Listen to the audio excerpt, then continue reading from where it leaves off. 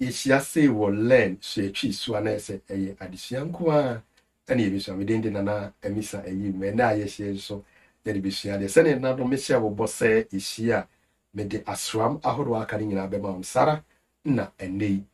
yere be ye no na mum yankwaje ye be ne na afi ye ntoa adesua ne so ene ba ye de ma no ene se empanyini se yankoto a ye na yankoto a ye na eno ne ba ye de ma ene na afi ye de yadesua no ahihye so na no ye hwe eye osoma ye friend se kita wonsa me kire mu kire wo se kita wonsa ye bra eye ahweyi sa na mpanyini eka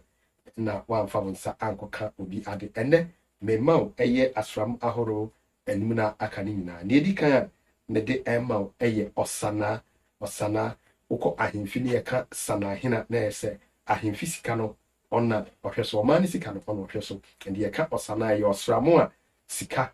ewo mu pa enuane abuso sika befie yare ton bi obia ne de obia nya ne so ene ne de enunti ye friend say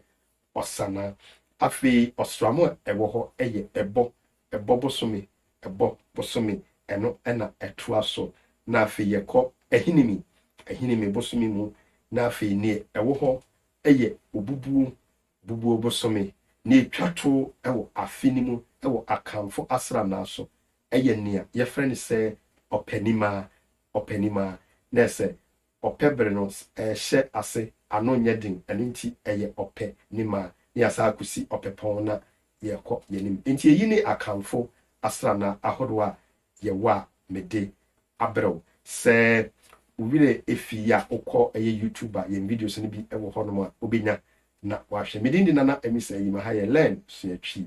makrawada ye behia no ye bekọ okasamra so kakra ne ye kwa akusua ade ewo eho ansa ne asanso aba eye sa adesua so makra bye bye.